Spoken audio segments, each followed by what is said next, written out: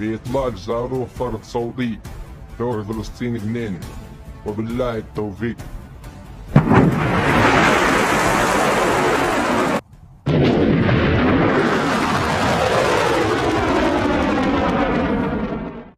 Setelah Hamas, Hizbullah, dan rezim Assad di Suriah mengalami kekacauan, Houthi telah jadi tangan terakhir dari poros perlawanan.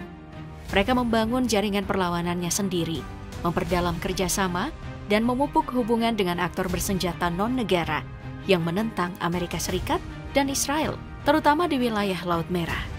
Dan itu semua membuahkan hasil. Pasukan militer Israel telah menghadapi tantangan signifikan dalam melawan serangan Houthi sejak dimulainya perang di Gaza pada Oktober 2023. Setidaknya, sampai Desember 2024, kelompok Houthi sudah melakukan ratusan insiden serangan dengan rudal dan drone, menyerang kapal komersial, kapal perang Amerika, dan sekutunya di Laut Merah.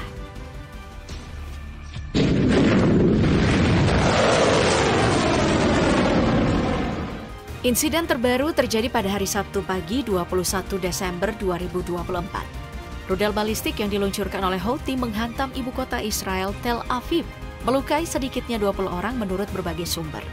Nah, dalam serangan ini, kelompok Houthi mengaku bertanggung jawab atas serangan di Israel. Menurut laporan, Houthi meluncurkan lebih dari lusinan rudal balistik dan pesawat tak berawak ke sasaran-sasaran Israel, yang secara serius membuat kewalahan pertahanan Israel. Salah satu rudal yang berhasil melewati sistem pertahanan udara Israel menghantam sebuah taman di Tel Aviv. Rekaman juga menunjukkan adanya kawah di lokasi jatuhnya rudal. Meskipun banyak rudal dan pesawat tak berawak telah dicegat oleh pasukan Israel, volume dan kecanggihan serangan yang dimiliki oleh Israel terus membebani pertahanan Israel.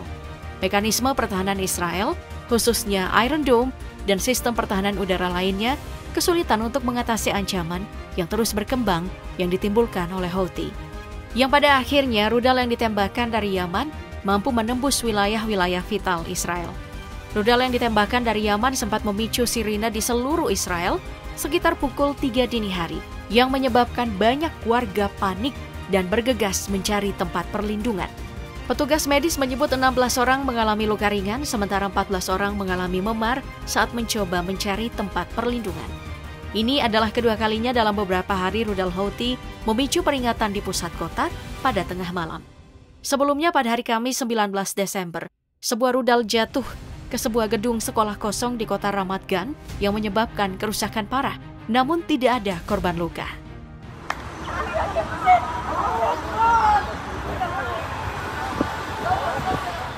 Tidak lama pasca serangan Houthi pada hari Kamis, pasukan IDF melancarkan serangan udara besar-besarannya. Menurut pejabat militer Israel, operasi ini memang sudah direncanakan sebelumnya, yang dimana jet-jet tempur sudah berada di udara ketika Houthi meluncurkan rudalnya. Disebut, ada sekitar 14 jet dan pesawat lain menyerang target-target Houthi di sepanjang pantai barat Yaman.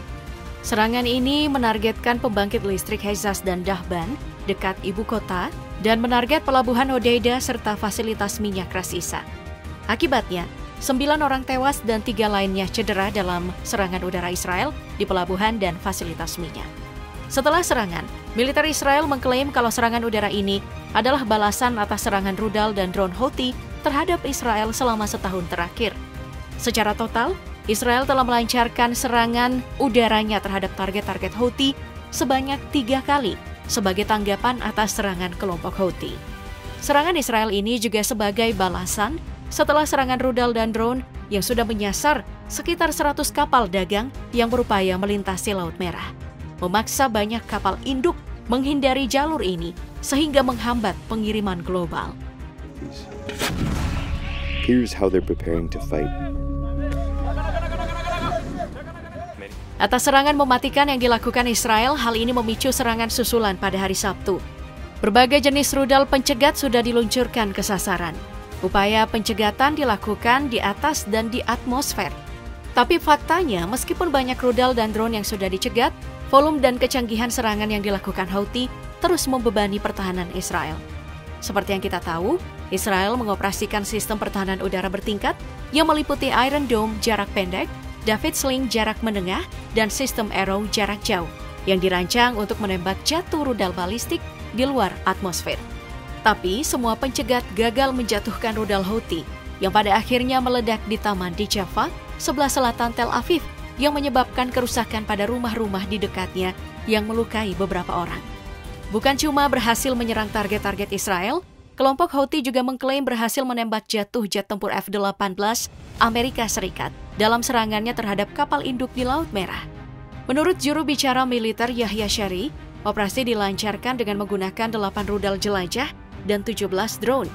Selama serangan Houthi, menurut keterangan Yahya Shari, sebagian besar pesawat tempur Amerika dan sekutunya Inggris langsung meninggalkan wilayah udara Yaman untuk mempertahankan kapal induk USS Harry S. Truman di Laut Merah. Kapal induk Amerika ini disebut mundur ke bagian utara Laut Merah. Komando Pusat Amerika Serikat sendiri mengumumkan kalau jet tempur FA-18 milik Angkatan Laut Amerika Serikat jatuh karena tembakan sekutu di atas Laut Merah, bukan karena serangan dari kelompok Houthi. Klaim ini memang saling bertentangan, tapi secara historis, bukan hal yang aneh bagi Amerika dan sekutunya untuk mengaitkan jatuhnya pesawat tempur dengan tembakan dari sekutu atau malfungsi dengan alasan reputasi. Apalagi pesawat tempur ini punya reputasi sebagai pesawat tempur serang multiperan tercanggih milik Amerika Serikat. Dan faktanya, pasca serangan Houthi ini, Amerika Serikat langsung turun tangan pada Minggu 22 Desember. Amerika Serikat melancarkan serangan terhadap target-target Houthi di ibu kota Sanaa. Selama operasi juga, pasukan Amerika menembak jatuh beberapa drone Houthi dan rudal jelajah anti kapal yang ada di atas Laut Merah. Pada dasarnya, militer Israel dan sekutunya menghadapi kesulitan yang signifikan dalam mempertahankan diri dan menanggapi serangan Houthi. Diakui bahwa sejak perang dimulai, Houthi telah menimbulkan kerusakan signifikan terhadap ekonomi regional, khususnya Israel. Ketidakmampuan Israel dan sekutunya menghalau serangan Houthi kemudian dikaitkan kalau Israel sebenarnya rapuh. Banyak juga yang mengkritik respon militer dan persiapan intelijen Israel dengan menyebut kalau Israel tidak siap menghadapi ancaman yang ditimbulkan oleh Houthi. This is yesterday. The cultural and Tapi, di luar dari rapuhnya kesiapan Israel melawan Houthi, pada dasarnya Houthi didukung persenjataan yang tidak bisa diremehkan. Salah satu senjata yang digunakan oleh Houthi untuk menembus sistem pertahanan Israel adalah rudal Palestina II. Ini adalah rudal yang diklaim sebagai rudal hypersonic. Palestina II, seperti rudal hypersonic lainnya, beroperasi dalam 2 tahap dengan bahan bakar padat dan punya kemampuan siluman hingga kecepatan Mach 16. Soal jangkauan, Palestina II disebut punya jangkauan 2.150 km. Lebih jauh, rudal ini juga dilengkapi kemampuan manuver tinggi. Hal inilah yang membuat Palestina II berhasil menembus sistem pertahanan udara kokoh milik Israel. Palestina II bukan baru-baru digunakan. Pada September 2024 kemarin, militer Houthi merilis rekaman yang mendokumentasikan rudal Palestina II menargetkan situs militer di Tel Aviv. 2 kali digunakan sejak diluncurkan, Palestina II langsung mengubah perimbangan kekuatan di kawasan Timur Tengah. Selain Palestina II, Houthi juga meluncurkan rudal Ghadar-F yang merupakan rudal buatan Iran. Ini adalah roket 2 tahap yang punya jangkauan mencapai 1.950 km. Klaimnya, tidak ada sistem pertahanan rudal, kecuali SM-3 yang bisa menghentikan rudal Ghadar-F.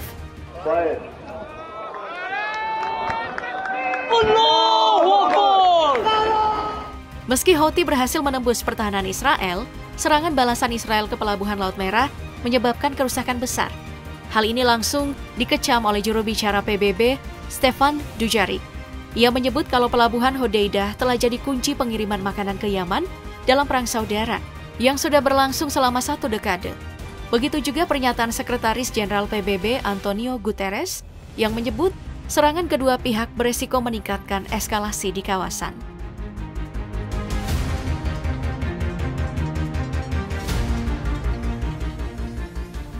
Lalu, bagaimana konflik keduanya di masa depan? Sejauh ini Yaman terus menargetkan infrastruktur pelabuhan dan lokasi militer.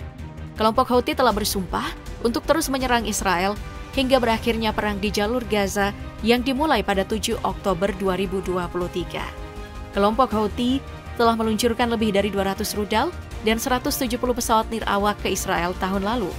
Hal ini tentunya membuat Israel tidak senang.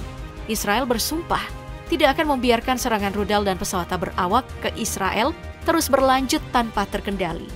Bahkan mengancam akan menargetkan para pemimpin kelompok Houthi atau siapapun yang mensponsori serangan-serangan yang dilakukan oleh Houthi.